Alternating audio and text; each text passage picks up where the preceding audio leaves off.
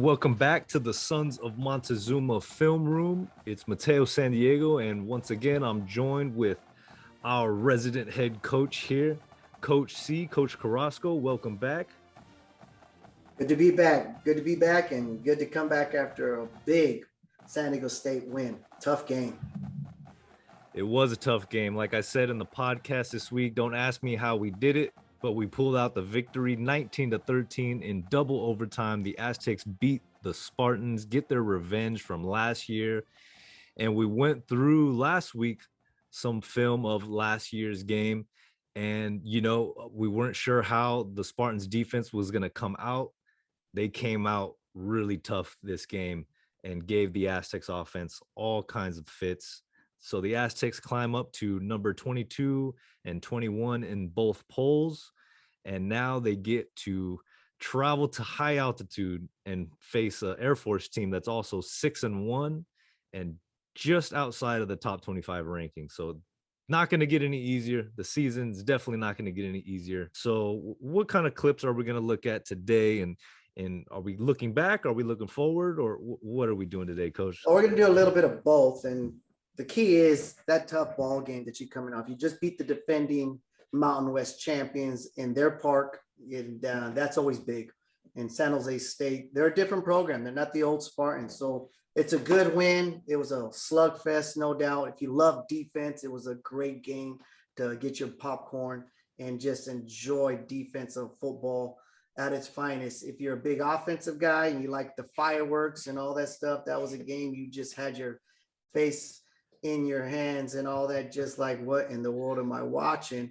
But, you know, both teams have just great athletes on the defensive side of the ball. And it was just, you had to figure it out. And you had to, and both teams really struggled with that. Lucas Johnson with the 2 big passes was great. But, hey, a win is a win. And you take it. Division I football is not easy. It is not easy. I don't care who you are. And a lot of times people will always look at records. You can't do that. You got to look at matchups. And they had a playmaking quarterback. We had a playmaking quarterback. They had a really good defensive front. We have a good defensive front. But, you know, at the end of the day, the Aztecs found a way to win. But looking forward to Air Force, and Air Force will drive you nuts. So what we're going to look at here is the essentials of what we must do this week. Because one thing about Air Force is going to win the time of possession. Their whole game plan is to keep as many possessions away from you as they can. They're going to milk that clock. They're going to have 6 to 7 to 8 minute drives, and you might get 2 possessions a quarter. And so you're looking at 8 to 9 possessions for the whole game. So you have to make not only all of those possessions count, you got to find as many 7s as you can get against this team, you know, and because if you don't get 7s, if you end up punting the ball, whether it's a 3 and out or move the chains and then punt, you might not see the ball again for another 8 to 9 minutes, you know, even if they don't score. That's just the way they do it. And if they get within a yard or 2 on 4th down, they're going to go for it, you know, and Air Force does everything. They throw the gauntlet of every run play there is. They do it. And that Daniels, their quarterback, he's a great athlete. He's tough. Their running back's tough. But really, their O-line is the key to that whole thing. But what do the Aztecs got to do to make sure that we find a way every time we're in the red zone? And this is what this clip is all about. We got a 3rd and 3 situation. And you have to come up with 7s every time you're in the red zone. But what goes into a pass play, and how difficult is it when you're talking about a simple pass play here? Number 1 is pass protection. The quarterback has to have the ability to understand, is there any threat of a certain pressure coming? Because if you're going to send 3 receivers, and we don't see the number 1 receiver down here and all, but you got a tight end here, and then you got your back. So we would call this, with the 1 tight end and the 1 back here, 11 personnel. You know, and you got yourself a one-on-one situation. But Brookshire here got to know, hey, is our pass protection going to be set? Am I going to have time to make this read? Because if they do bring pressure, do we have enough to block it? Well, San Diego State's going to go with the 7-man protection. They're going to keep their tight end in. They're going to keep their running back in. and they're both going to block the same side of the ball. I would call this 758 pass protection. The 7 belongs to the tight end, and the 5, we always call that up for a fullback. If it was a halfback, it would be a 4. And they're going to step to the same side, and the whole O-line is going to slide protect. They do bring a pressure, an edge pressure, and it makes it easy for Brookshire to read this. So we'll go ahead and just play a little bit, and you're going to see this guy start walking up, okay? And the line is going to be sliding left, okay, is what he's going to give, and these two are going to protect the strong side, whatever. But this is the 5th guy that's going to bring a pressure. Well, we have 7 pass protecting. So for a quarterback, you better bring more than just the 5th guy. You better bring a 6th and a 7th guy. And even with that, I know I have enough bodies to protect this. And so I have time to read. But the key is with this weak side linebacker walking up, it really helps me that I know that this guy is not going to have any underneath coverage help. Okay. And he's going to run what I used to call a lock route. I know San Diego State doesn't call it that, you know, where you're acting like you're going to run a fade, or you bring a slant inside, you change your mind and you fade it back out. It's a double move is what it is. Bottom line is a double move. And against man coverage, it's a great call. Okay. It's a great call. Berkshire actually reads it correctly. The unfortunate thing, we have trouble blocking the interior. And then the other unfortunate thing is we don't get our feet set to give our receiver an easy ball. And so you get the pressure coming off the edge. That's exactly what you want, because now this DB has no underneath help on man coverage. So now we're just going to win this double move. And by the way, this used to be one of my favorite calls inside the red zone. Double moves are great because you're going to see a lot of man coverage. And sure enough, our receiver breaks his hips down, and he's headed past, or is headed towards the line of scrimmage again. And unfortunately, what you got is you got this kind of footwork here. Now, it's not all his fault. He's got a guy breathing down his neck. But if we just rewind this just a little bit, the key is timing. This is a timing route. When I had James Jones, who San Jose State just celebrated, when he was my quarterback, I could show you high school film of him of just how much I wanted that ball out at a certain step. I don't care if the receiver isn't finished with this route. The timing is crucial. And that when you hit a 3rd step on a 3-step route or a quick 5-step, that step has got to hit and you got to throw it. And what we're going to see here is we get a little bit of uncertainty here. Now it's in shotgun, so it's going to be a 3-step. He's going to get that play action, but see that extra shuffle there? Didn't need to do that. Okay. He needed to hit that one shuffle after the play action, and then go ahead and start delivering, and you lead your receiver. He is breaking. And the reason why you want to get it on timing, because you need a lot of real estate here for your receiver to catch and turn the corner. If you wait too long, he's going to catch, and there's just a sideline there for him to go ahead and tippy-toe it. And yeah, you're moving the chains, but you need to get 7. You need to get 7. Yeah. Unfortunately, the feet weren't set, throws it over his head. And it's a situation here that kind of wrinkle needs to be ironed out when you're going into Colorado Springs, because you cannot go on the road against a good team who's going to pride themselves in having long possessions time-wise.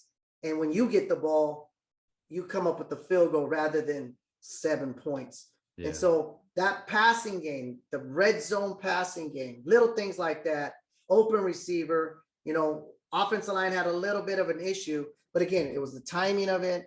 And then of course the footwork, because of the pressure, didn't give him a chance to really put the ball on him, like he said. And he knows he had it. You got our receiver skipping, because not only did he beat his guy, you know, he beat him badly. If he would have got it in time, he's turning that corner and diving in and knocking down that pylon. And the fight song gets to play for San Diego State. Boise State here, what do? They're going to have the same kind of concept here, where you make a pass play to help out your run game. San Diego State, they're as good as it gets when it comes to running the ball. Got a great running back. O-line does a great job. But how do I help out my pass game with simple passes here? And so you see here in a tight formation, I'll call this tight trips left, where the X receiver is in tight. He's inside the numbers here. It's to the boundary. So, but what he's doing is he's coming in tight because he wants all this real estate out here. All right. It also gives this defense a chance. Anytime your receiver comes in tight, this defense has to think of two things. This DB number one, all right, obviously he's probably going to run something to the outside. But in addition to that, he's also more closer to become a run blocker. In other words, he can get to this safety if it's a true run inside zone play by this offense, where he can get to this guy or he can get to this guy. So the defense is saying, all right, just because he's tucked in doesn't mean it's going to be a pass play for him running out. He's also a potential run blocker, so there's a lot of things a tight formation does say. What the quarterback here and what Boise State does is they're going to use play action to get this guy to bite on it so that he cannot become an issue to help out with coverage, underneath coverage. We just saw with the San Jose State game, that wasn't an issue because they brought pressure with this guy. With Boise State, just some basic stuff that you're going to see. How do I keep the chains moving on my part? They bring an extra blocker in, but still, this is the threat that if he's dropping, he's going to have to drop underneath this coverage here. So you're going to use this play action just to get him to bite. Once you get that weak side linebacker to bite here, it puts it hard for him to be in a help position, a help underneath coverage position to help out a DB that's given a cover 4 look. Could be a cover 3 look, but there was 2 safeties and all that. And you have yourself not only a quick out with all this real estate, but you've given yourself a chance with this fake of the play action just to give yourself, your quarterback, a nice passing lane where, hey, it's 2nd and 4, get the ball, move the chains. All right. And either you're out of bounds or your receiver makes something happen. Little things like that of just keeping a defense where we're not going to be one dimensional. We're going to do the little game, the short game. We're going to execute it really well. San Diego State needed to do that in the last game, in that short area.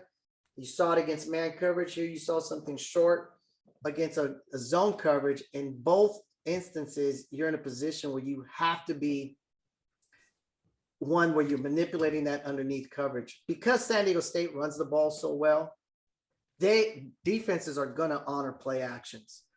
San Diego State just got to be careful that you can't play action every pass play because timing is crucial. Because San Diego State is also a run-heavy team.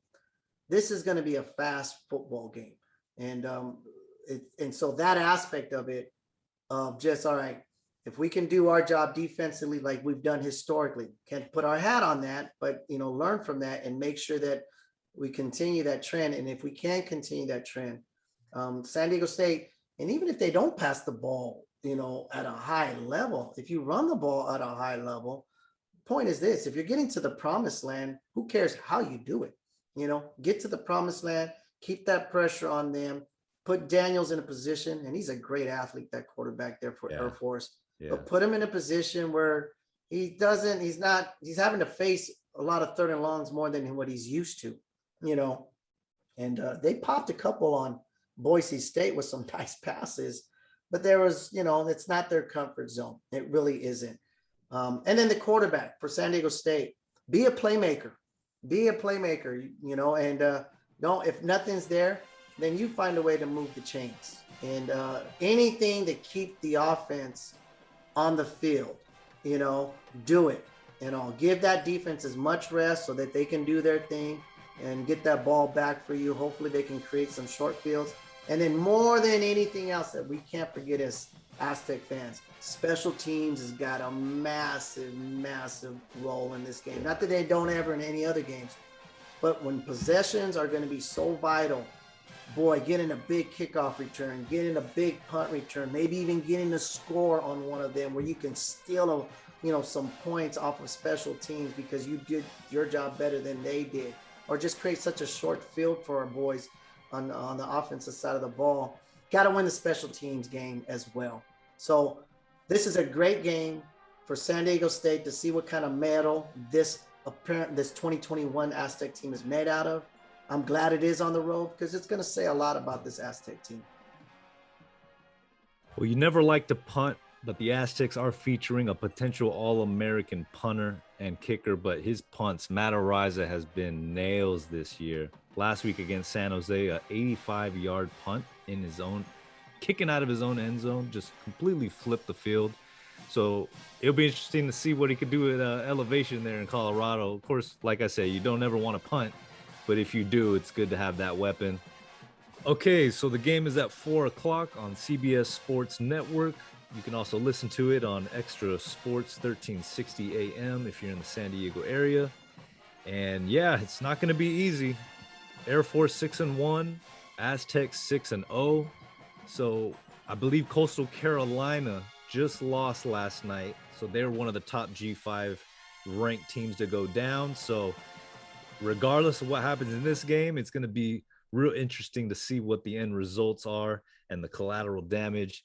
We're in the middle of college football season, and this is the best time of the year, man. So I'm looking forward to the game. On behalf of Sons of Montezuma, check out sonsofmontezuma.com for all our preview articles, all of our cool videos and highlight cut-ups, and of course the film room here with Coach C.